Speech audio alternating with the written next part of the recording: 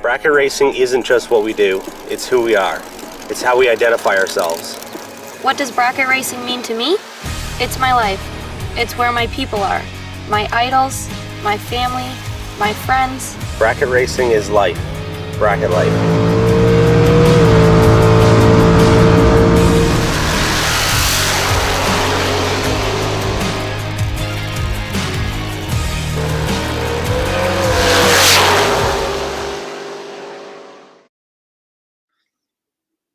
Hello and welcome back to the Bracket Life broadcast, episode number 33.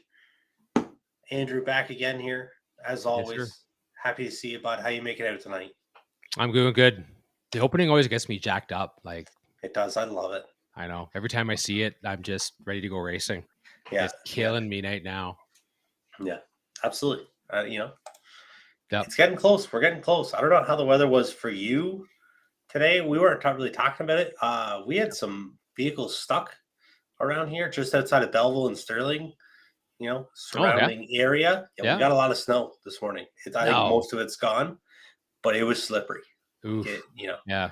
We started off with some white, but it melted. But the weekend, I think I had a post there. If you follow me on Facebook, I woke up. It was, I don't know if it was Saturday or Sunday morning. I don't even remember now. I'm trying to block it out, and it was all white after what was a lot of rain and a whole lot of green starting to show up. And I was inconsolable for about an hour. I'll be honest with you. It's disappointing, disheartening. Just is what it is. But we're 3 days away from April? Yeah. So calendar flips at that point. There's newfound optimism, right? Yeah, that's it. Like Rachel says the other day, she's it was nice here and whatever. And when are we getting the motorhome out? Like, it's a good question. When are we taking the motorhome somewhere? Is a better question. If you're tuning in live, as always, Facebook, YouTube, whatever, doesn't matter. Shoot us a comment, type it in there. We're always trying to pay attention to that. Love the interaction. Let us know what you think. This could be really kind of an opinion show. It's what it is. So, throw your 2 cents in there as well, right? We love to hear it, or let you think about what we think. This episode tonight presented by the 660 Sportsman Nationals, which is back again in 2023. This year with 2 events, Toronto Motorsports Park, June 16th to 18th, and Grand Bend Motorplex, August 17th to 20th. Stay tuned here for all the info once it gets launched. We will have Drew on, as that all gets closer to the event. He'll come on. We'll go over the flyers and all the info when that's available to us. So, absolutely.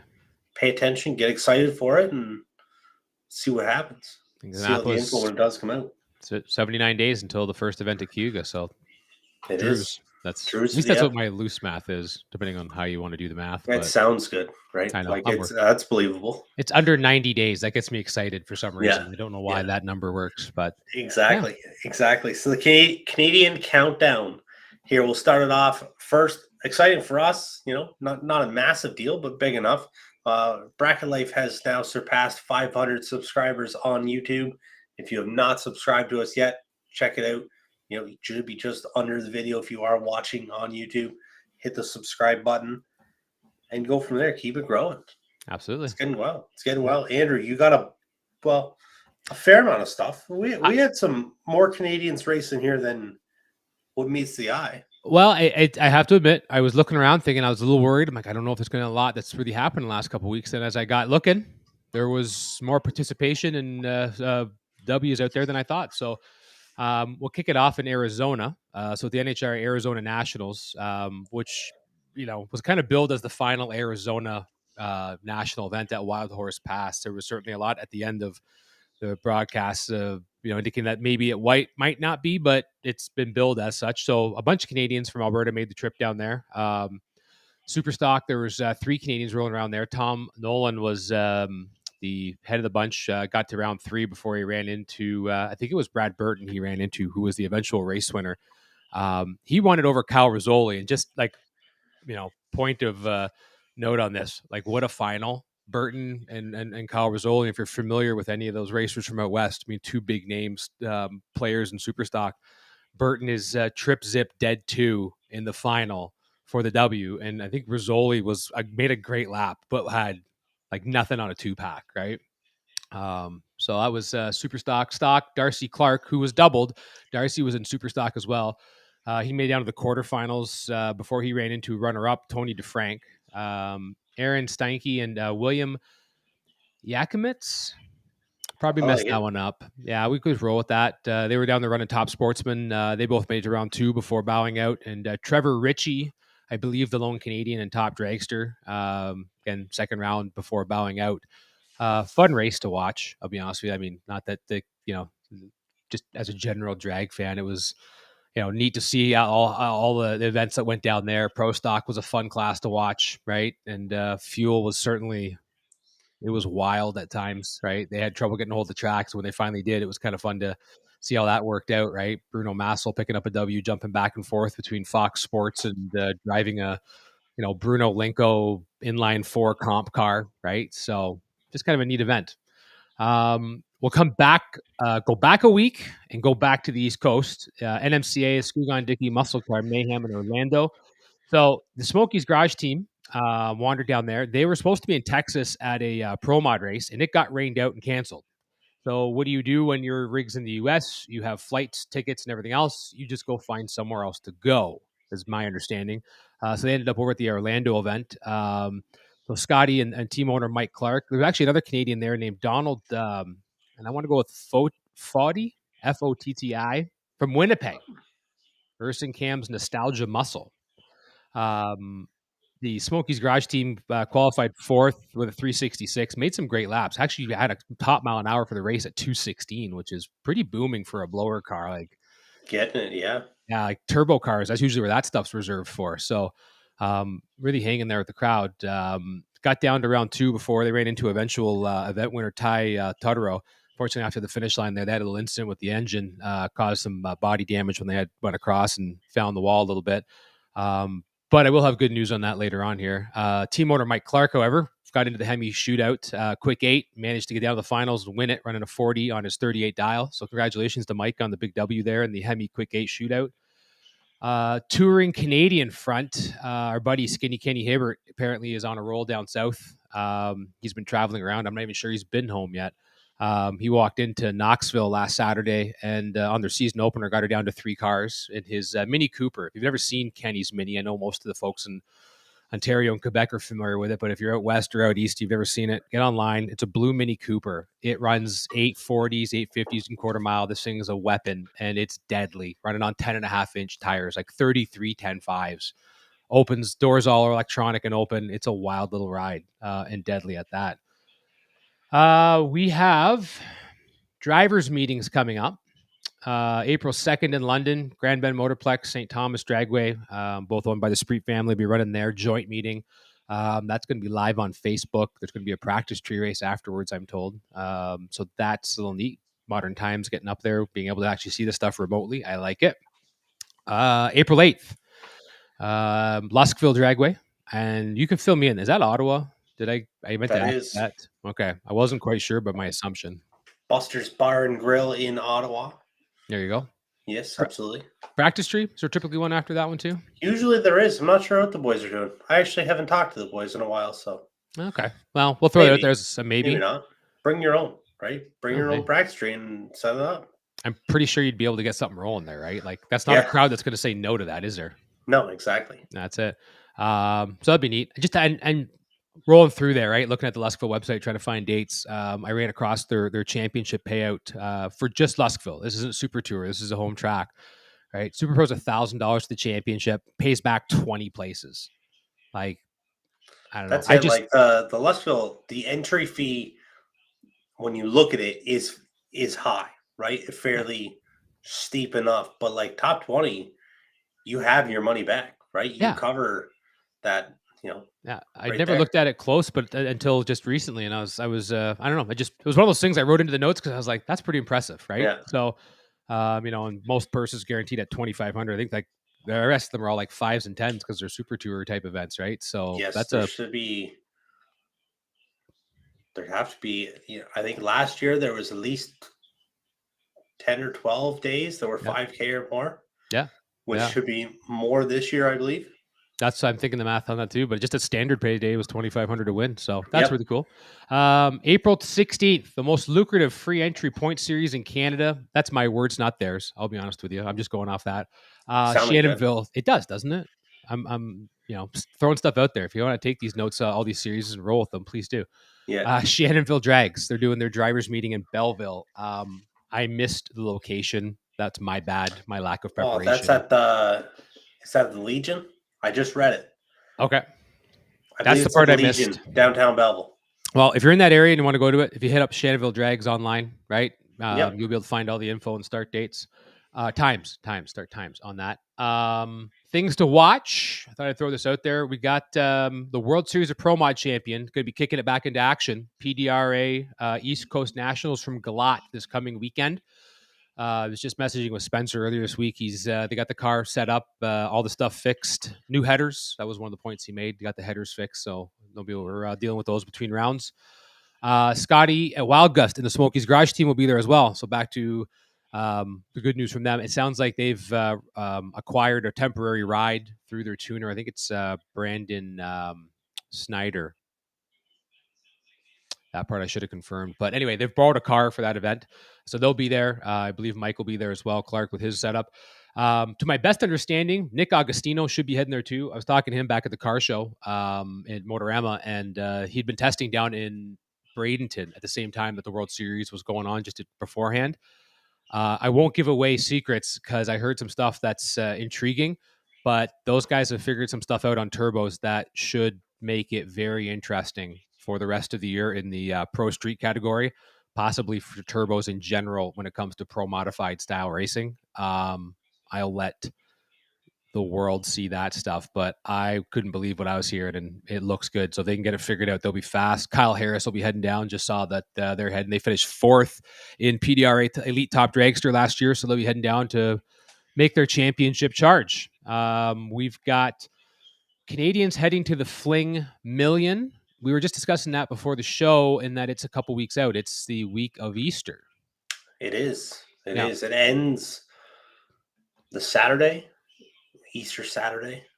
Yeah. Is it? They race Tuesday through to Saturday, so I'm not 100% confirmed on who all is going.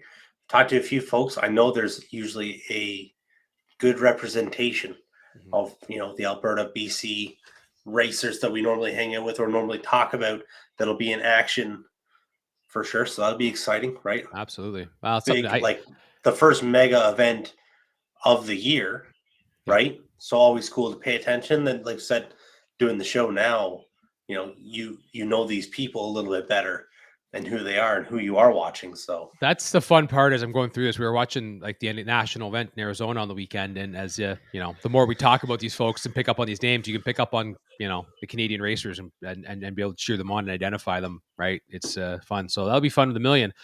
So that's the Canadian countdown for tonight. I don't think I missed anything there. It was a little bit more than I thought there was going to be, but I was, to be honest with you, it's March. It's that's what you got. It's a little bit tough. There ain't a lot going out there. There wasn't any big news unless you're following NHRA and got the Hans device neck safety.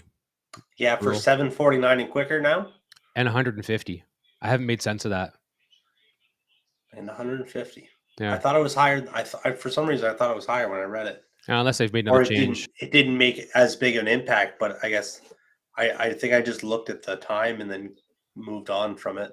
Yeah, I know. It's 749, and I've seen that before. But anyone who hasn't seen this and referenced it, NHRA came out with a rules update yesterday that said head and neck restraint devices will be mandatory January 1st of 2024 for anything 749 or faster or 150 mile per hour. Those numbers didn't quite jive in my head, other than if they were talking about 150 in the eighth, because anything faster than 749 in the quarter should be about 150 in the eighth, right? 140, 150. When I was going, I've been 730, 720s. When we were going, 145. Yeah. So you're close enough, I guess, if it's eighth mile. Yeah. But the quarter mile stuff, 150 in the quarter, does not translate to 750. So no, not even so close. They can't correspond. No, they can't be corresponding to each other. That'd be interesting to see. I know there's a few people talking that whether they're trying to wait for a clarification, because when it first dropped, it looked like there was no date on it, so it was like here now on Monday, not Yeah. January 1st. So Yeah. anyway, that's coming, but that's about it for the countdown. So we could probably roll into our topic for the evening. Yes, absolutely. The mental approach to racing. So some of these things that we talked about, or we're going to talk about here, for it kind of leading up to the race itself.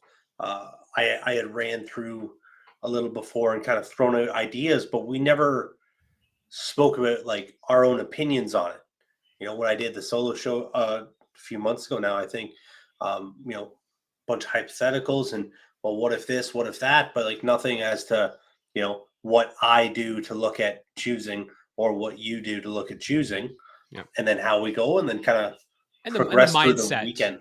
Yeah, behind it, exactly. right? I mean, like I've picked different races over the years just based on sometimes how I was feeling on Thursday or Friday.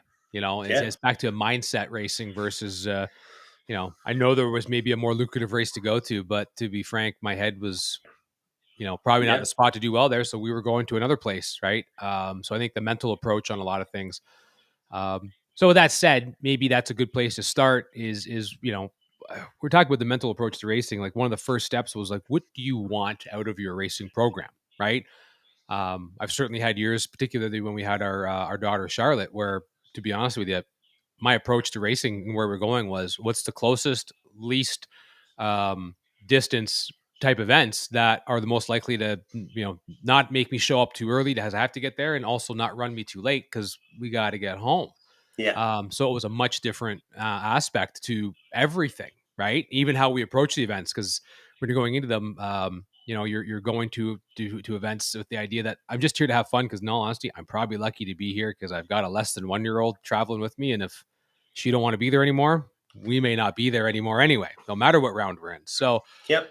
the competitiveness manner was, we want to be there to turn on win lights, but the idea was, I'm just happy to be out here with my friends, right? And particularly when some of this happened during COVID, we were more than glad to just simply be at a racetrack, I think, more than anything else, right? Yeah. But coming to that standpoint of, what are you looking to get out of it? If you're going to go, you're looking at going to races because you want to get out, go fast, get down the track. Is it social? You want to go hang out with people? I mean, common denominator is racing. Or are you the uber competitive type? Like what you get out of it is being competitive. The social manner is great. The fact that you get to race with some friends is great, but you are there to turn on win lights, make really good laps if you can do it, and and have fun in that manner. And there's nothing wrong with that, right? It's just a matter of what framework are you going with. Don't go there thinking to be super competitive and then spend every night drinking till 4 a.m. And it's unrealistic as much as there's some who've done it. And I think we've watched people do it. Yeah, Maybe yeah. even done it ourselves. I won't confirm or deny that. But you do that every weekend, odds are you're not setting yourself up to be the uber competitive guy. Correct. Or girl. Yeah. So, I think that leads you into the conversation of, okay, if you have an idea of why you're there, what you're looking to get out of it, right? Which, from my end, I'm there to be competitive. Like, I want to go race. I want to race competitively. I want the track to be as serious about the racing program as I am about my racing program, right? So we are there to race. I'm not there for social hour, as much as that's nice later, right? Once you have that made up, I think there's 5 points you can look at into your mental approach to how you go after that race or races, right? Absolutely. I want to, before I have a good one, I got to throw it out here first. Going Bracket Racing threw us up a comment. What's up, fellas? Are you headed to the fling? We just talked about that. Unfortunately, Andrew and myself are about 40 hours, give or take a little bit, away from the fling in Vegas. So we will not be making it. But there will be Canadians there, and we will be watching. Great to hear from you guys for sure. Back to the topic, back to the mindset of going in. When I go racing, and I got a lot of this more when I was a little bit younger. I don't know if criticism's the right word for it, but it's racing is just supposed to be fun, right? We're supposed to just go and have fun and this, that. Like, it doesn't matter if you win or lose. Well, like, it's fine. I have no problem with that, but like, you go to the racetrack, you have fun, right? Like, you hang out with whoever. You hang out with your buddies and do all that stuff after the races, even during the race. Like I love racing and it's always a good time going in, Yeah. being in the race car. But that's not. I don't show up saying, "Oh yeah, well I'm just here to have fun." No, Yeah. I'm here to win the race. Yeah. And like you want to be competitive, you want to be this, you want to be like that is strictly it. When we decide, when I talk with Rachel about it, or when I talk with Daniel about it, and we decide kind of where we're going to go, this is where we're going to win this weekend. Not, Yeah. this is where we're going to have fun. And that's when you roll in with that mentality, it's a different race. You Yeah. know what I'm saying? And it's a different week. I'm not sitting here on Tuesday or Wednesday before the event. Oh yeah, we're gonna have a great time and do whatever. Like, this is gonna be awesome because we're gonna go do all this stuff, and then we're gonna get our pitch taken at the end of the day in the winner's circle, and that's And what I it think, is. and I think, and maybe the asterisk to put on this is, like, this isn't the all-encompassing list. Like, this isn't the right or wrong way to race. No, This is no. just Andrew and Brandon's approach, right? Yeah. And I think I kind of said that off the start. I just didn't put the disclaimer in there completely. 'Cause Exactly. I want to make sure it doesn't get sideways where everyone's like, well, not everyone can win. Well, no, and No, not no, everyone does absolutely. win. This is just our kind of way we go after it. Maybe this is not a great dissection because you got two very competitive people Exactly. Yeah. kind of having this conversation. There isn't someone here going like, yeah, I just go because Andrew's cooler is always full. I get to park down the road from him, and that's my drive, which I have friends like that, and there's nothing wrong with that. I enjoy every minute we're at the track with them. I don't feel like I pointed anyone out there either, did I? There's no names in that one. Okay, good. I was a little worried that I'm going to have a phone call from a friend later on, being like, thanks, man. You drove the bus right over me. Just that your cooler's full. That's all I heard. That's probably not good news either, put there. But nonetheless, so yes, this is the asterisk that this is not the end all list of anything you should do to go racing. No. This is just Andrew and Brandon's. But no, you're with that. I go, that's the fun. I think that's the connection you can make when you start looking at it is I have fun being competitive. Like, that is the fun part. When I'm not competitive, I mean, I still enjoy being at the racetrack, because most people say exactly. Bad day at the racetrack, still a good day. Fill in the blank on how you want to finish that sentence, right? But that's the drive. Is I'm going to be competitive. That's when I have the most amount of fun. Is when I'm being competitive. With that said, later on here we can talk about when you're not being competitive in a win-light manner and how you deal with that, right? Because that certainly has its moments. And it happens, right? Exactly. Exactly.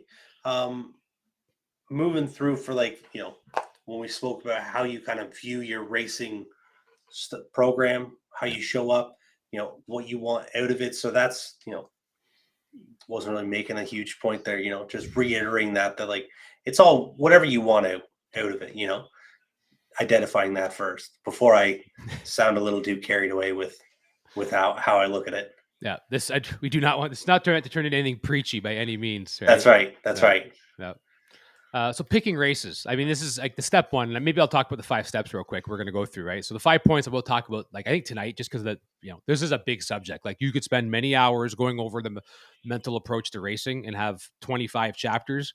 Yeah. The 5 chapters I think we'll touch on tonight, like how to pick the races, right? What approach are you taking on picking them, right? Because I think there's a different, view, a different mental approach on each event. And as I just said off the top, like, there's events where I've looked at I was going to go left and I just didn't feel it that day, so I went right. How you race at the races, right? There's vastly different ways to approach these things depending on what you've picked up. How do you adjust when the race goes sideways? That can be 2 different ways. Is that the car going sideways? Is that the race going sideways? Is that, like, events get laid out, there's schedules, they don't always go to plan. You go there with a good car, you don't always end up with a good car at the race. How do you deal with that? How to deal with bad luck? God knows there's been more than enough times where you get cursed by the fact of how you pull into the staging lanes is the worst decision you made all day. You do that a couple days in a row. How do you deal with that? And how do you get off that streak? And one that I think most people don't talk about, but is on there. How do you deal with good luck? Because you can get these unusual strings. And to be honest with you, I've fallen into it where the good luck just keeps falling on your side.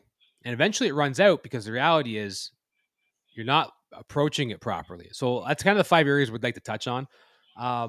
Maybe a good place to start, Brando, is like, so what are you looking at when you're picking the races? Your head's in the game of I want to go be competitive. What are you looking at? What's the breakdown on this? And, on good and bad days, are you making different decisions on just how much you feeling it? I think for myself, when I look at it, I look at the competition, obviously, who's going to be there, right? Like, are these the people that's going to make it better? Do I think this is going to be a weekend I'm going to roll out and have to have like for lack of a better, like an unreal weekend of racing, right? If I want to go win here, I need to drive whatever, maybe not unreal, but like have an awesome driving weekend. At the finish line, I was starting like whatever. I need to bring my A game for sure.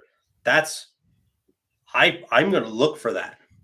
I'm going to find that where that is and go and do it, because to a certain point, I know that everybody else has their A game as well. I just want to show, it's this little chip on your shoulder kind of situation here. But like in my head, like your A game isn't as good as mine. You know what I'm saying? So I'll go wherever that is and try and throw it out. And maybe it's not, right? Maybe, you get humbled a lot doing all this stuff, but that's kind of where you look at it, that the competition for me, big factor. I want it to be a good race and a hard race. I want, the facility, obviously not a huge factor for me. Like, as long as the racetrack is good, the facility doesn't, I don't need to race at Norwalk every weekend, as nice as that would be, being, with a massive venue, like state of the art, everything. That isn't the deal breaker for me. And then when I look at purses and things like that, I don't know if we can look at that, after we want to hit it right now, whatever. But that's a factor that we have to get in. That is it worth? I don't want our time to go. Is it worth the tow? Is it worth the work and stress for it? And then, as always, like, is this going to be a well done event, right? Because I like racing. I like, the more races, the better. The more opportunities to race, the better. That's where I want to get it. Because then, if I can go to race, and have 3 or 4, events to be in, that just heightens my odds of having a good event. You know what I'm saying? Yeah. You go to 2, then like it's hard to have your odds be stacked good for it, because there's only 2 chances to win. Now you have 4, so you can be 25%. If that makes sense. It's how many hands at the table can I hold here and have fun with, right? Like exactly, and that's the mentality. That's like the all-in mentality. And I will do. I'm not looking for the cheapest event ever, but you can't always.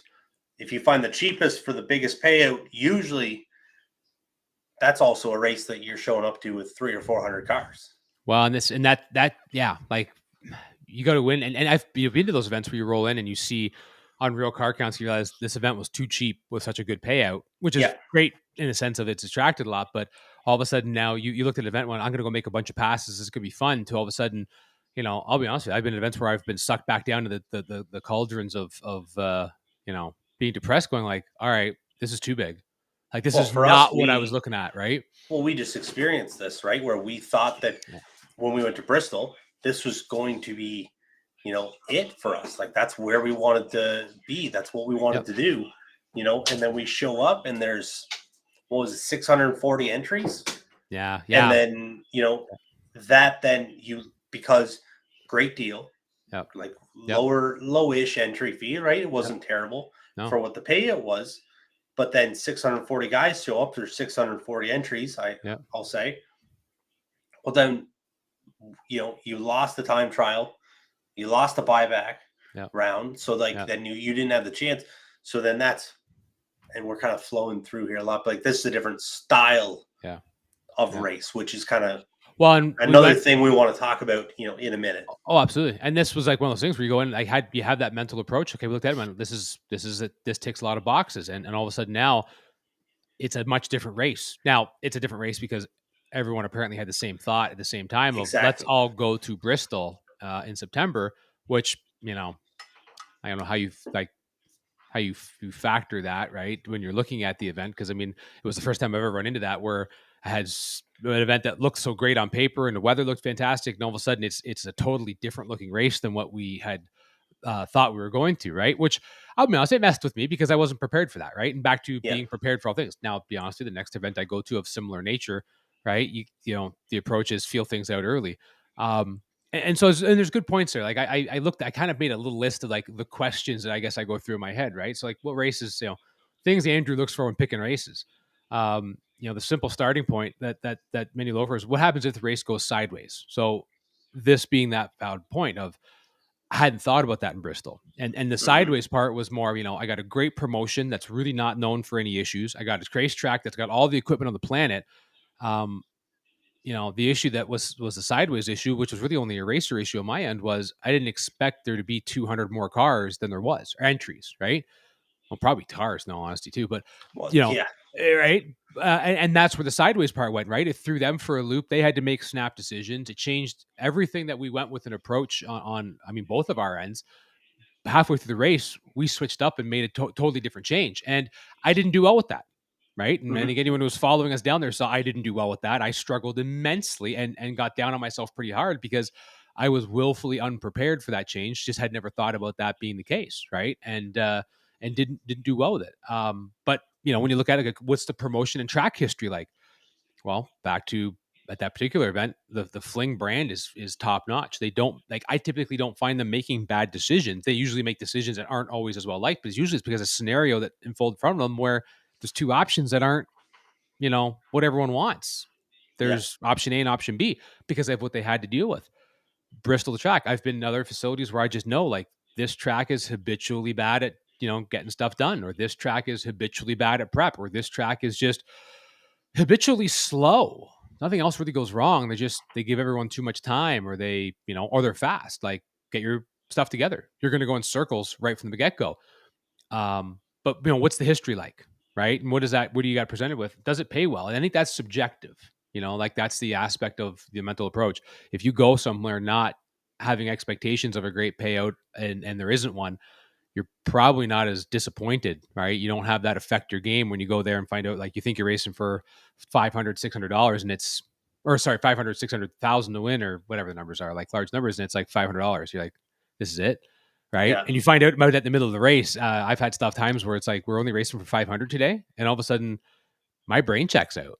Wasn't intended, but it just, you know, you did, it was not a good moment, right? Cause I'm like, that's it. I've been beating myself up for 5-6 rounds. I'm down to the nitty gritty and this is it. So getting to know stuff ahead of time, right? And is it, you know, is it too expensive for the budget? I've had different budgets over the years. I've been lucky that for the most part, we've been able to travel. Not everyone's got the same way. I've seen people show up to events and pay well over what they expected to, or well over what they probably should have. And all of a sudden their expectations for the event were way out of line simply because of what they paid at the gate. Right. And that's a bad approach now because they're racing from a bad spot. Right. And if you're not racing from round one in a good zone, because, you know, like I spent a lot of money, I got to win money now. That's a bad place to start round one on Thursday. Is that, yeah, the expectation is I need to win my way home. Right. Yeah. Unless that's somehow a motivating factor, which I don't think it's a good one. Yeah, I think that'll depend on the person, right? Some Yeah. guys love that, right? Some guys love that pressure and can shut it off, but it has to be a certain Yep. type of event, or you have to be a certain type of racer. Yeah. To hit that. You know, we've had that. I've raced with that mentality, you know, before when we were rolling around in the pickup truck, you know, Daniel and myself, and you know, we're all in here. I say to him, like, buddy, we gotta make some money today here, like, or we can't go racing, you know, next weekend or in 3 or 4 weekends, right? We're gonna have to go find a Western Union and get some money faxed to us. Well, here, that's right? it, you know. So, like, you know, you have to be able to handle that productively or constructively. Well, that's I think that's back to the approach of if you know that you're going to do that, you're prepared for that. If you get to the gate and you pay for it, and all of a sudden that's the mentality. When you're not prepared for that, and like you said, for sure. Yeah, you know, so things like that, and at the end of the day, you know, like little things even, right? Like how far, like I was saying before, you know, with a young family, like how far do I got to be till I get home on Sunday, right? That has different times of years, different things. In the summer when school's out, I'm a little bit lucky. Not as big of a deal. I'll roll in some Monday morning, right? But if it's September or if it's May, Someone's got to get on the school bus Monday morning, and I've got to deal with that, right? Like these are all things, right? And like I said, everyone's different, and just little things, even the nitty gritty on events. But I think all these things are what I weigh out to put myself in a different spot as I go to an event. Because the reality is, if I go into an event and any one of these things is checked off in a manner that's not positive for me, I will look at it negative and fixate on it. Got to be honest with you, I don't know if I should be going to that race per se. I got to find something else because I got to race from a positive standpoint. That's Andrew's position. That's where Andrew does the best work. And if any one of these things are really big check marks on the wrong side of the box, boy, you set yourself up for a tough weekend, right? As you move forward, which then gets into the how do you race at the race, right? The mental preparation, the difference between a sanctioned HRA event where it's one race over 4 days versus maybe bracket race, 6 races over 4 days. Yeah. That's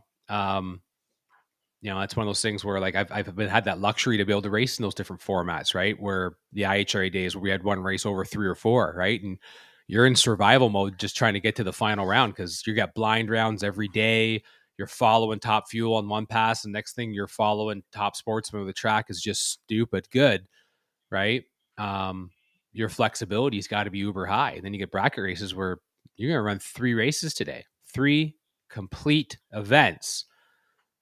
Make sure you get a good night's sleep and eat some Wheaties in the morning because it's going to be a long, tiring day, right? And be prepared, and all the work that has to go in Yep. throughout the day to stay sharp for Yep. Potentially a 12 to 16 hour period. And a if mental you're fortunate recovery enough to do that. Yeah, exactly. Absolutely, right? I mean, your odds are if you got a multi-race day, you are going to get your butt whipped a bunch of times over the course of one day. Now, if you're good at, or lucky, I should say, lucky, and you can figure it out at one point, yeah, you're going to have a race where you don't get your butt whipped, but you need to be able to recover fast, right? We talk about multiple sports and the things you can learn from them. One of the biggest things I learned from hockey when I started to play it, and I didn't play it as a kid, I played it as an adult. I learned to play it then, was in goal, right? You're playing as a goalie.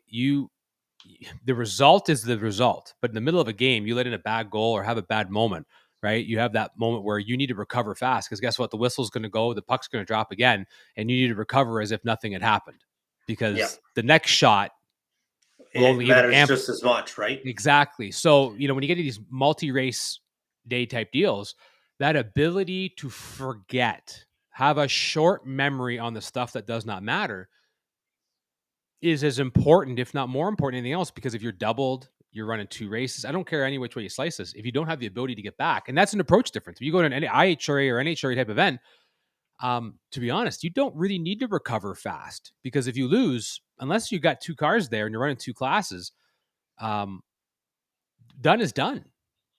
That might be Thursday, that might be Friday, and that might be Sunday just before, the Top Fuel semifinals. But the reality is, it's a little different approach. I mean, you have to have that short memory maybe for next weekend, but it's a vastly different approach to the race, right? Yeah. And that preparation during that race is so vitally important because I think it sets you up to how you approach the event, like the actual rounds, right? You have an event that's a 15-hour day. To be truthful, at some events I've been to, I know the first 3 rounds are going to take 10 hours to get through. It's survival mode.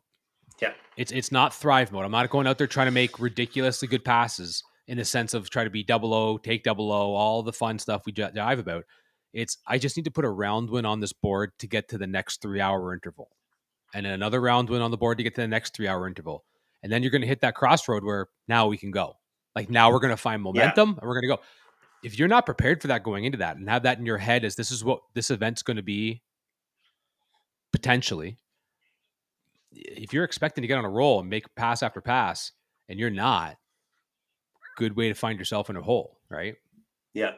And so Francois Robert's comments on there, imagine having juniors to take care of as well, right? You do all this mental preparation, all this work, everything else for your racing, and then add that in, with having kids running juniors, having other cars around, right? Whatever else that is to be responsible for adds a whole nother layer to it as well that you really can't. I'm not sure how you could ever explain it or prepare for that, right? Because you can have a totally perfect and fine day, but then somebody else in your pit, whether that's a junior, whether that's, for me, when we go, there are 6 dragsters in the pit area, right? Between, me and Daniel and then the Ogilvies Yep. there. So that can go sideways really quick, and it's all hands on deck for it, Yep. so that you have to be able to be ready for that, and all these things that you can set up and prepare as perfectly or as prim and proper as you want. Yep. Like Yeah, it's that can all change in an instant. It's that maybe that's and we didn't have this on a discussion per se, but that's that physical preparedness, like the actual readiness for situations that creates that mental preparedness, right? If you know how to deal with the situation, you've got a plan in place, right? Yeah. So you've got the 6 cars sitting in the pits, something goes awry, something breaks. Well, all hands on deck. Well, if all hands on deck know what to do in that moment, yes. right? You're not worried about that moment, right? I've often been blamed for being the over planner, the Uber planner, right? I have a plan for almost every situation, from where I'm going to stop for diesel to, where the next. I'm trying to think if there's any restaurant plugs I can do here that aren't going to give credit to anyone I don't want to, but I guess it doesn't matter. The next McDonald's stop, right? Yeah. But to be honest with you, I'm more relaxed doing that, right? I know where the tools are in the trailer, and if I don't, maybe that's a downfall here. I am unprepared for that, and that's what bothers me, right? But we have a plan. It's that choreographed ballet between runs, during runs, in runs at times, right? Yeah. But how you race at that race can be different, right? If I know I got to go in circles, I got every piece of equipment I need out and ready to go at a bracket race. At a different race where I'm going to make one every few hours, having my pit area a mess just kills me, right? So we're going to only bring out what we need. It's preparedness for that day. How do you need to approach it, right? And if you know you got weather coming, hey, I've raced days where I'm racing for the split. I don't need to put up 8 good runs. I need to put up 4 good runs. I need to put up 4 of the best runs, because odds are I'm racing for the split. So hang in, right? Like, that's the type of stuff that goes through my head at 7 a.m., 8 a.m., Tuesday, Wednesday, Thursday, Friday, Saturday, Sunday, right?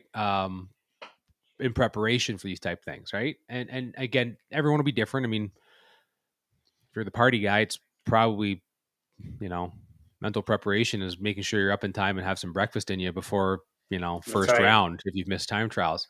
But again, I think just understanding how you're going to race that race. What's the plan puts you in a good spot. And I guess a lot of these things maybe, and we didn't touch on, is it's to put yourself in that mentally good place, that positive spot, right?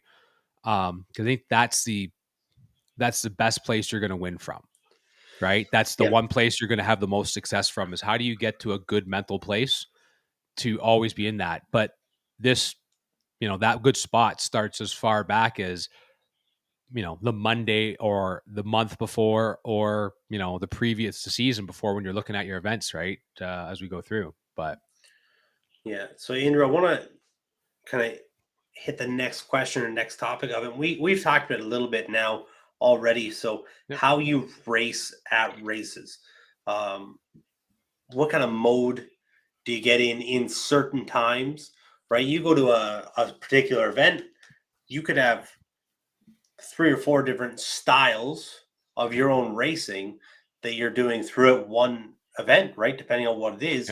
Bristol, prime example, right? Like, you have gotta get a little amped up, whatever, go out there, make a round, and then you have to change your whole style to what you're used to just sit there and stare at the trailer wall for 6 hours. You know what I'm saying? But like, what kind of styles of, styles or techniques or whatever do you use at different races, depending on the event, right? You have to, if it's a multi-day event, if it's a single day event with multiple races, kind of what are some different thoughts on that? It takes a lot of years, I think, to get through some of that stuff, right? Because to be honest with you, the biggest way to figure this stuff out was just to go experience it. I mean, I talked to a lot of folks, and I think everyone else, if you're around a part of the world where you've got experienced racers and people who've whether they've done things locally or done things everything else, you haven't gone to listen to them providing their talk about much, you've done yourself a disservice, because there's a lot of stuff you can pick up and never have to experience it. But I think the hardest thing sometimes is understanding, if you're new at something, just how to go about finding the information to get figured out. How do you approach 6 hours in between races or runs. I've never done it before, right? To be honest with you, when you have those big runs between rounds, like, or big time between rounds, I try to stay busy. Like, I've tried doing the relax where you shut down, go have a nap, wake up, and I never recover. Right? Like, as strange as it sounds, some of those big money races, like the big ones where there's 5 hours between runs, I am the busiest dude doing nothing. Might be at the whole racetrack. Like, if I'm not thrashing on a car, which I'm been fortunate, I don't have to usually. Everything's worked pretty good. I got to find something to do, because if I shut down and as Butch was just saying here, take a nap, I ain't waking back up. Like, I'll wake up and get in the car, but I haven't woke up. Yeah. That car going to be dead late, probably misdialed, and it's going to be a horrible run unless you've got some freakish horseshoe where you pulled into lanes just right to have the other, guy or girl go let go as bad as you or worse and be as bad at dialing as you are at that round. I don't get through it. The short rounds, to be ironic a little bit, I try to slow down as much as I can because you're already going fast. The brain's already probably at that top flight. You got to figure out how to get the brain to calm down a bit. That was my experience. Like, some people don't have that same problem, right? And everyone's different. But I think sometimes if you're rolling at a million mile an hour, you've got to figure out how to slow it down to just under a million.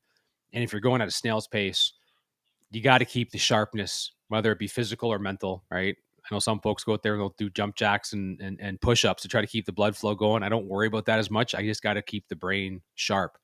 Sometimes that's going and staring at the prediction screen for 3 hours, evaluating what I'd make a dial in on every hour, right? Yeah. Even though I know it's not going to happen.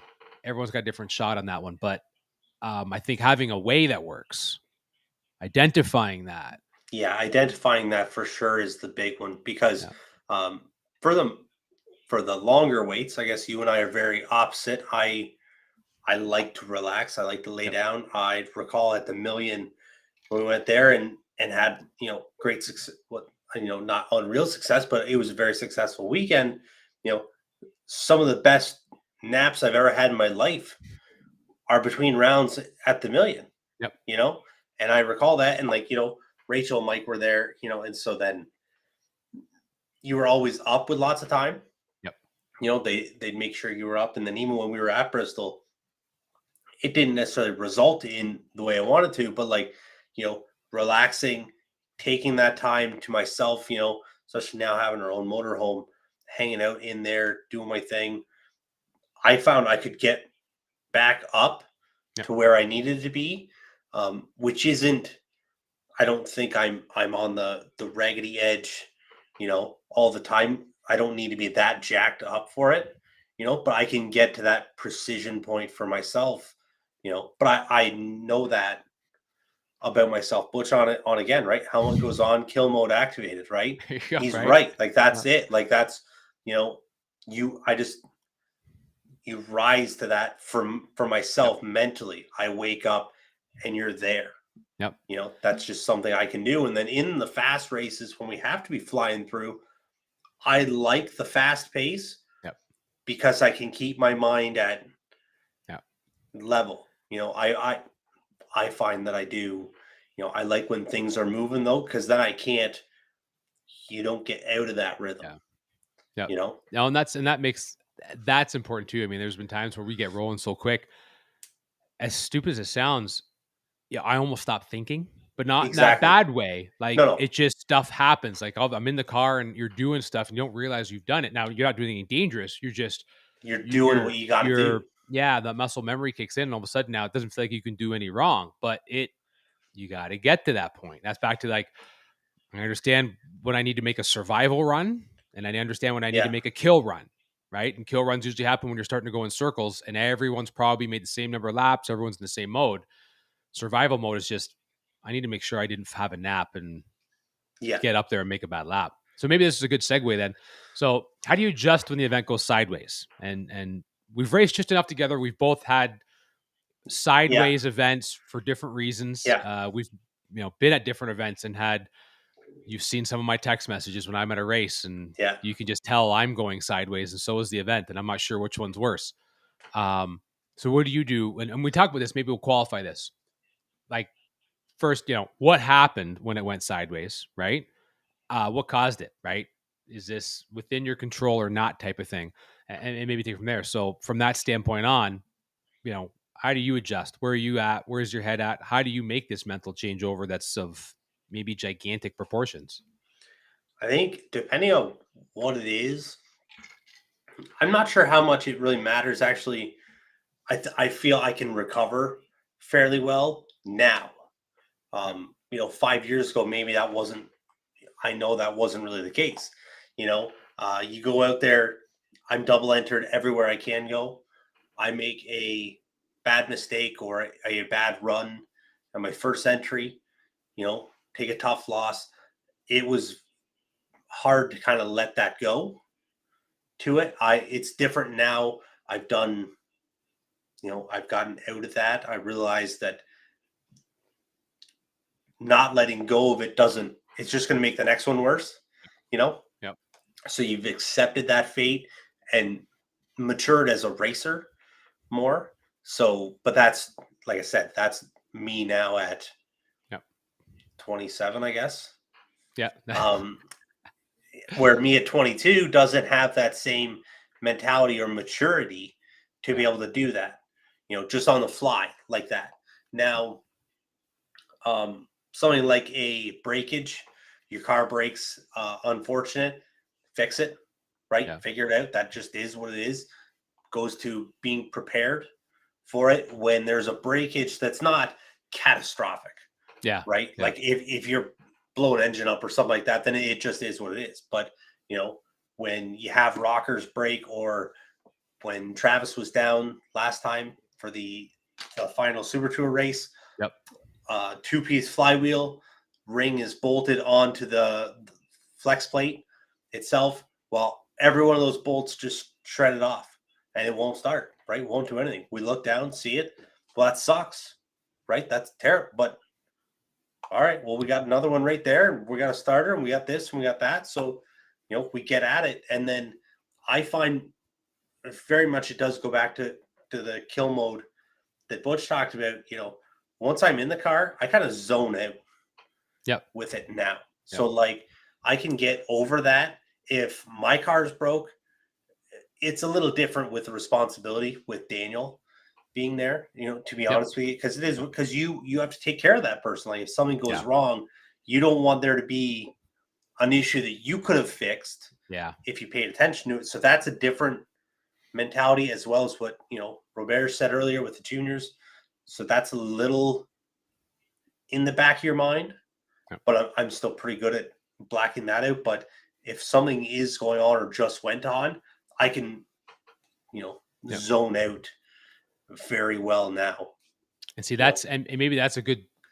I don't, and maybe this is the luxury of my situation. So we'll start off with what happened first. So we'll go with the car side. That's what we were just touching on, right? I'm very lucky that I got my dad, who's like the wrench, right? He's the guy that I lean on, and to be frank, my brother is too, right? When we were at Bristol, Ian was, he was little Dave, right? He's there because I know I can trust him. Now, with that said, I've had times where we've had cars fail. I've learned, to be honest with you, if something's happened, it's fixable. I need to go in the trailer, grab tools, grab wrenches, or stay out of the way, depending on what level of help I'm going to be here. If I, don't need there, because the funny part is, if you ever watched the movie Days of Thunder, you got Cole Trickle and okay. Harry puts the staggered tires in the car so Cole can go into the corner, right? A wide open throttle, out for out lie. If Dave tells me this car is good to go, I trust he's not putting me in a situation to not go down the track, but I'm going to be Cole Trickle and just believe I'm going to go into turn 4 with my foot on the floor with staggered tires. Yeah. You know what I mean? Like there is absolutely no, I'm disappointed in the car. I don't know what's happened here. I've had a momentary loss of faith in it. But if someone comes back in the trailer, Ian or Dave, and they just tell me it's fine, I'm good to go again. Yeah. I've been at the track by myself where I've had an issue. And to be honest with you, where I know I fixed the issue, but I don't have them to look at it and go, like, we're good for whatever reason. That's an honest to God, over the airs, mission. If you see me by my track by myself and I'm struggling with something, it's a good day for you, because Andrew's probably not in a good spot, right? Haven't quite got there. But that's that moment where I need that vote of confidence from someone else that I trust that car is good to go and that it's going to be just as good as it is. And if it's not, if there's something else, just tell me what I need to do. I'll factor it. If you tell me it's raceable but different, just tell me what that is. And that was something that took a long time to figure out, right? That messed me up for a while mentally where until I felt like, they could tell me I'm good to go, because you have to build a factor as a team, right? Like, I didn't when we started racing, I was 21 with the big cars. I mean, the junior stuff I raced, I think I've told everyone on here, I was probably the worst junior driver in history, the least successful one ever to ever jump in a big car and have any limited amount of success. So it was different. When you get into the situation of, sideways weekend, what about the race itself? That took a lot of years to figure out. I was never I had terrible mental approaches. If an event went sideways, multiple oil downs, poor schedule, rain, like anything that was unexpected that kind of threw off my game plan of, this is going to be a fast lap day, let's get after it. And all of a sudden it's not. I struggled for a lot of years. Like, it took a lot of time to figure that out, to know that, like, you have to be able to go, okay, we came here today thinking we were going to have a race done in 8 hours. We're on the 18th hour. Yeah. And we're close. We're going to get rolling here soon, but we're not quite there yet. That takes some time, and I think everyone reacts to that differently too, right? But boy, like, that was a long time coming for me to be able to go, okay, this is what it is now. This is a new thing. And to be honest with you, the way I got through that was, I found a method to take a disadvantage or an issue that I had in my head that was a problem, find an advantage out of it. Tracks going away, it's night out because of whatever it is. If I have 2 entries in there, in my old mind frame was, this is great. I've lost all momentum. I don't know what the cars are going to dial now, and this track's questionable. I got a fast car and a slow car. Yeah. If that track's not okay, or it's questionable, I don't want to say not okay. I wouldn't think anyone's said it's in a bad track, but it's a track that fast cars are going to have problems with. Andrew, you still have a car that's going to get down that track. It go down a dirt road. So now take that disadvantage, put it into an advantage. My advantage right now in my head is, I got that car over there that's going to go down this track, and it's going to run very close to what it is. And the people beside me may not. Flip side, that track became excellent. Something happened here where the sun came off it, an oil down moves us into it, and this track turned around. I got a car over there that reacts well to good tracks. And when it's on a good track, it's a missile, and it's a missile every run with predictability. Find an advantage, or find something and make it an advantage in your head. Back to the positive mind frame, right?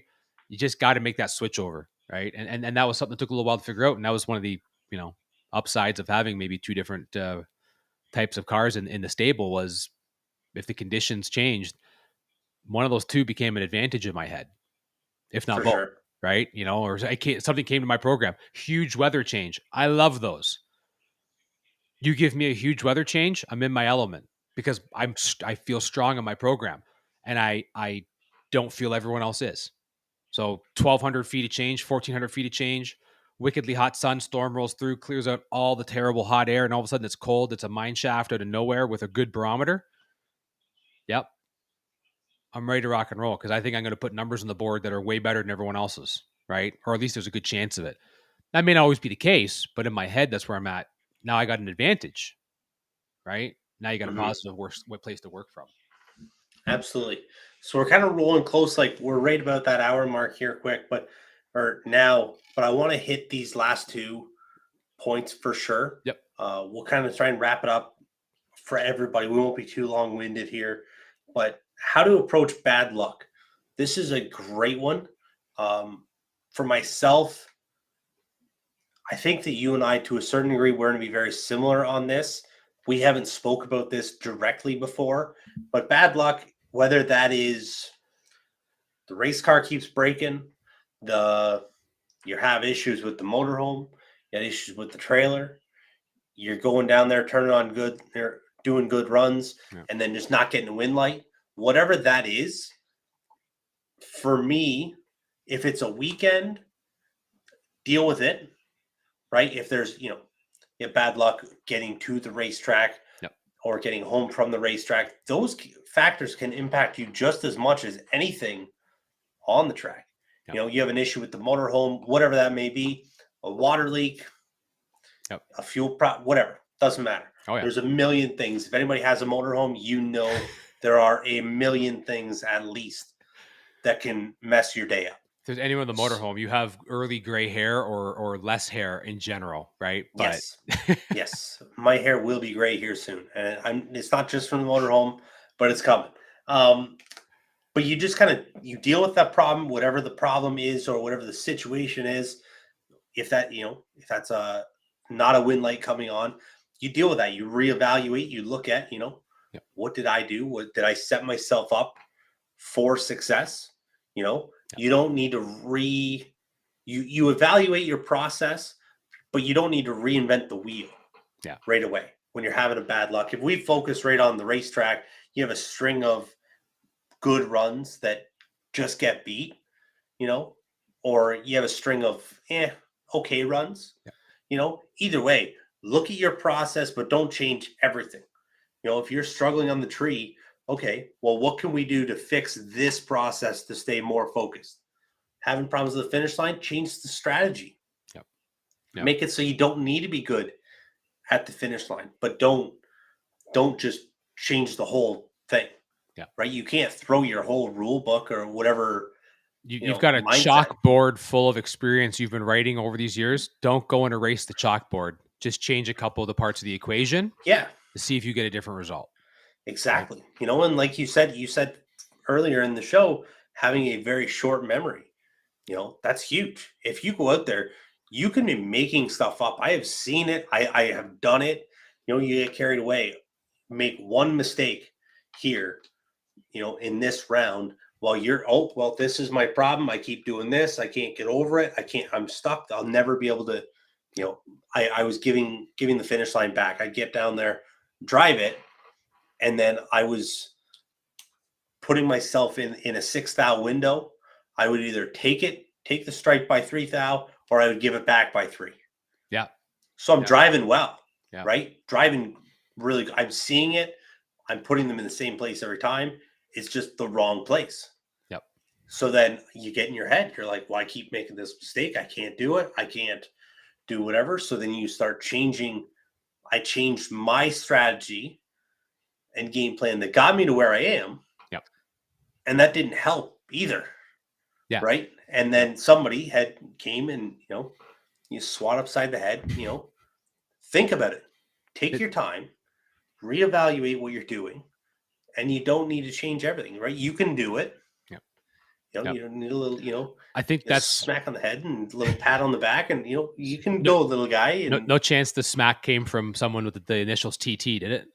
Usually, okay. Yeah. We won't name names, but it's pretty hard to figure out there. No, You're right. I think that's honest mistakes I made early in racing. I still do a little bit today. Is we'll go right back to the drawing board, take the board, erase the board, and start over again, because the bad luck just seems to be haunting you. Right? Doesn't matter what you do. So we're going to fundamentally change everything.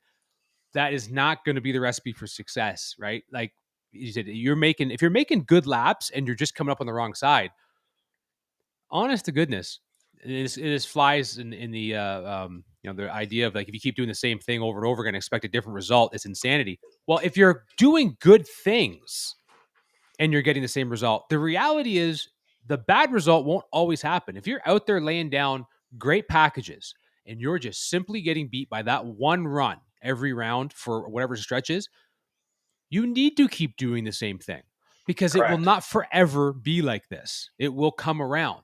If you're making bad runs, you need to identify it, as you said. Yeah. Like, that's different. You can't keep going out there and being 50 and 3 over, expecting 80 something to win this round. And just stand there with your hands up, like, what? I don't know. I don't understand why I didn't win. Right? Like, exactly. Like, what do you mean this didn't happen again? Well, listen, you were 50 again and 3 over, buddy. Like, that is not a winning recipe in this. And that's a big thing to look at, right? Bad luck isn't going to last forever. It may feel like it. It may seem like it. God knows I've had years where I simply just looked at it and went, this year has been the worst year. I've had years where I'm like, this is not the year. And the reality was, come winter, you reevaluate it. The bad luck was really self-induced. It was a lack of preparation, right? Great quote I've always remembered. It came from Don Prudhomme. was his idea, and I don't know if he believed in this, but I seen him say it once in 1970 something off of an NHRA flashback history. Was I think his take on it was luck was where preparation meets opportunity. Right? He didn't believe in luck. He believed luck was where preparation met opportunity. If you do not put the work in on preparation, when the opportunity is there, you will never have the luck. The flip side is bad luck can be just as much the fact that you did not put the work in, Absolutely. right? Opportunity is consistently sitting right in front of you, but you did not prepare for it and you will not get it. And when you don't have that, there's the difference, right? That can be switched. You can easily switch it from the bad luck conversation to the good luck, right? And to be frank, at the end of the day, sometimes you just need to hit the reset. Just flat out. You can struggle, get on the struggle bus, do as long as you want. But occasionally, the best thing you can possibly do is just stop for a little bit. A little bit Yeah, can be subjective, right? Well, that's it, right? Take a minute. Yeah, Take a minute. Whether that's, an I've parked afternoon. cars. Yeah, it's an afternoon. It's a couple weeks. Absolutely. It's a month. I've seen guys take a year off and just be like, I need to just take a break. And they come back, and you know what? In a year's time, they're back. They're the mold selves in the sense of they're happy to be there. They're making good laps. Yep. They're as successful as their skill level and equipment will let them be, maybe more so sometimes because they're racing above themselves. But that reset can be important. Don't feel like I get into that sometimes too, where we have a short race season. You feel like if you're not out there every weekend or as much as you can be out there, that you're missing it, and you can force an issue. And if things are going sideways for you, forcing it ain't sometimes going to help it. Take that time off, take a weekend off, and just say, I'm going to sit this one out. Don't go fishing because that's usually where drag racers go to die, right? But they do. That's all it is. Maybe go find a buddy with a fishing boat for one weekend and use his boat.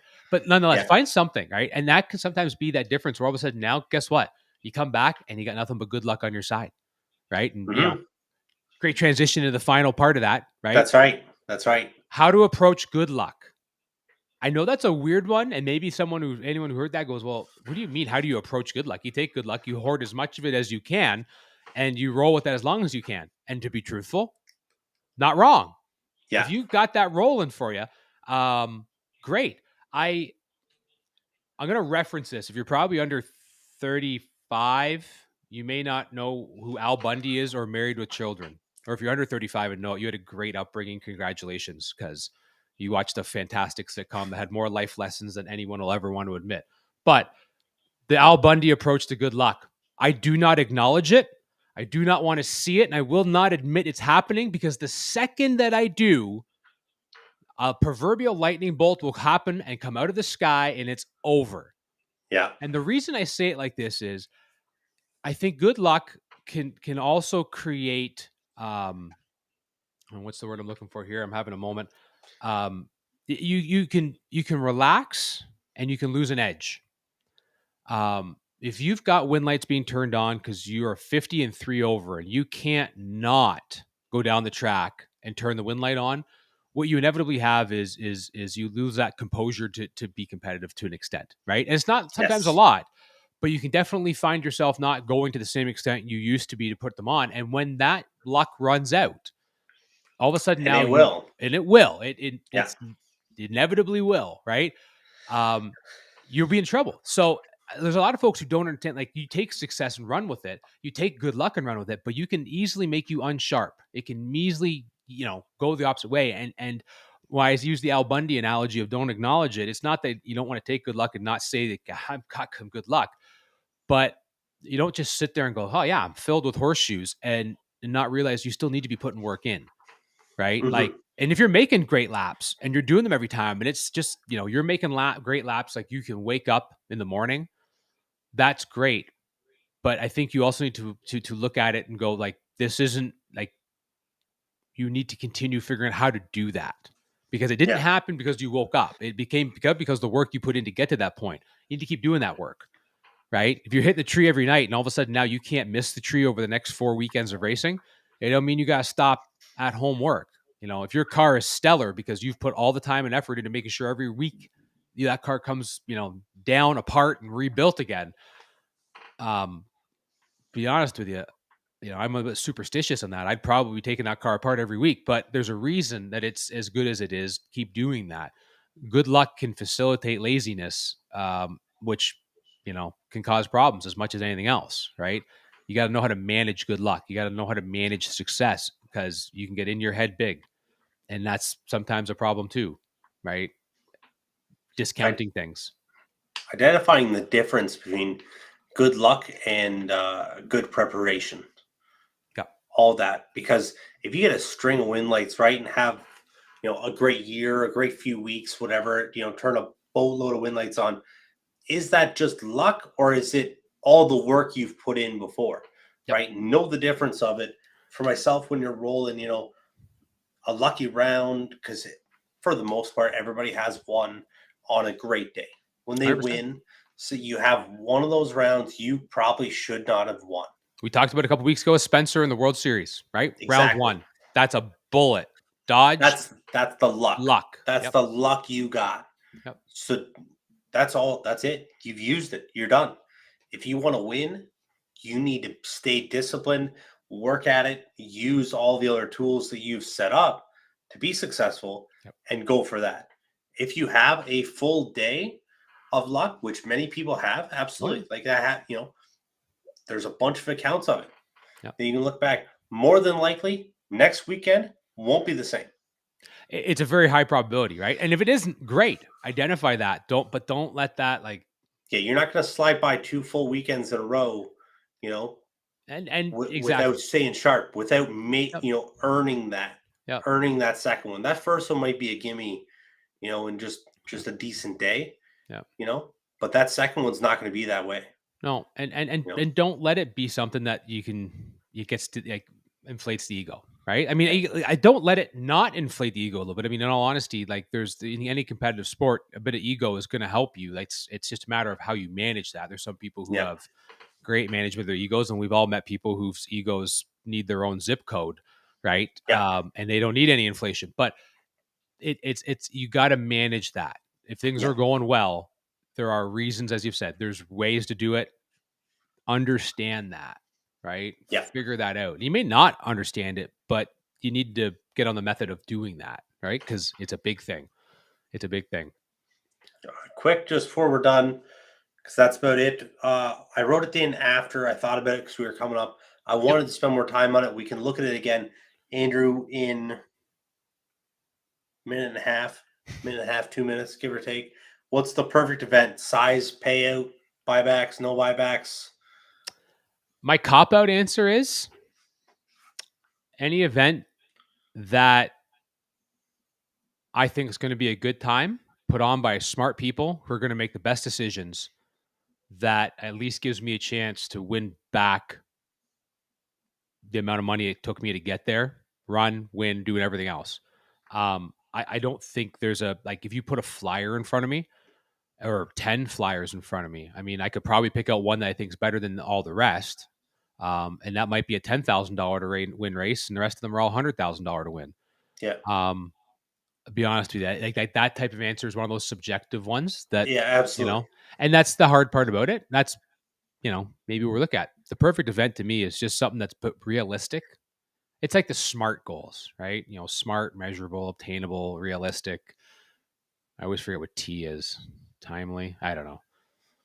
Sounds good. Producer Rachel's probably in the background cursing me. She knows. I'm sure she knows. But nonetheless, she knows. Yeah. But that honest to God, that's the one. And if it's 5,000 to win, it's 50,000 to win. I've been to events where the payouts weren't earth shattering, life changing.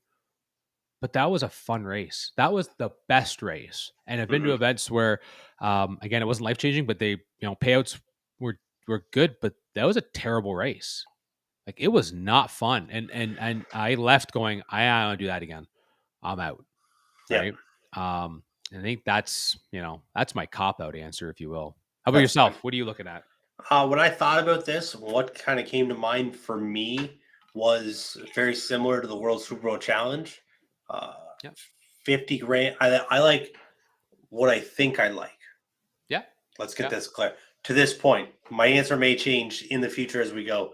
I think what I like for my style of racing, what I want to do right now, 20 grand to win, 50 grand to win. Now this perfect scenario. Obviously, this isn't really a Canadian thing. This just Yep. going to any racetrack. Absolutely. 20 grand to 50 with as little small car count as possible. That's not, that's still going to be 300. That's going to, for an entry fee that's reasonable. Yep. But, 300, 2 to 400 cars, whatever. So you still get in a day at a prestigious enough event. Yep. 20 to 50. Yep. Double entries, buybacks.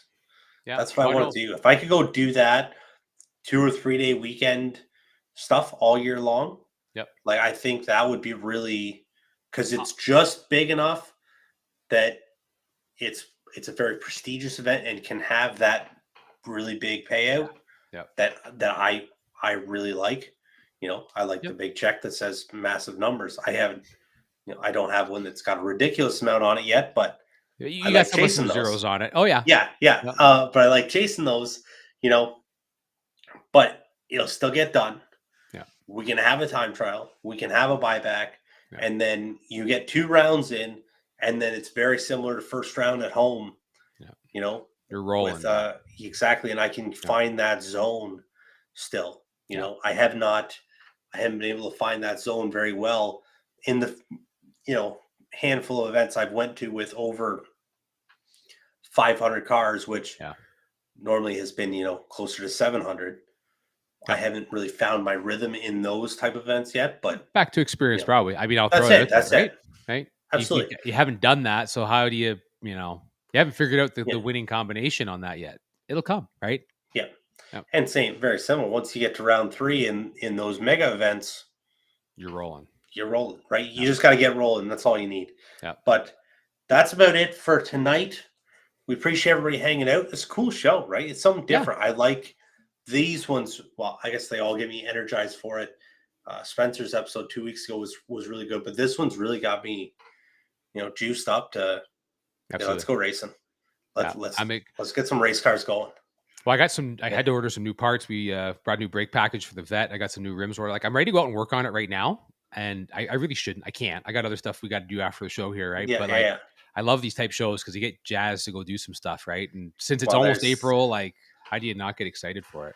Well, it's like Michael Beard's got that door car race, and I'm like, I wonder if Andrew will call me and say, "Hey, Brandon, let's go." I'm like, "All right, fine." Listen, or like I've been talking to Travis. Actually, they're going to the Fling Million, and I'm like, what do I got to do to get an invite to Vegas? Yeah. It's not going to work out this year. They're only taking who do I know that might have a car that I could swing for a deal, right? Yeah. Exactly. Trust me, I've had these same angles that I've been thinking about, so don't worry. Yeah. But all right, guys. And if you got a weekend to come out, help me finish up with some cars out here, man. We'll look at these. I was honestly going to say, I mean, you got a fleet to look after. I got stuff still apart too. Yeah, so we're in the same boat, but we'll see who gets ours together first, and then we'll go from there. Yeah. But all right, guys. Well, thanks a lot. We appreciate it. Update here, quick before we go. We're hosting a clearance sale event on apparel items at Bracket Life. Be sure to check it out. There'll be $40 hoodies, $30 crew necks, and $18 t-shirts and tanks. I have the QR code here quick. Oh. Shop apparel. Boom, right there. Right here. Shop apparel. Let's hide there. That we go. Yeah, that's a better one. But check that out. Go on the QR code or just go on the website. It's pretty easy. BracketLifeBrand.com. Check that out. Thanks to 660 Sportsman Nationals presenting tonight's show. Like I said, we'll be on with some more info with them in the future as that all comes out. Go from there. We appreciate everybody hanging out once more for the 33rd time. Right? 33. Yep, that's the number. 34 is after the million. 34 is after the Fling Million. So that's going to be a fun one, too. It'll be fun. I'm excited. Yep.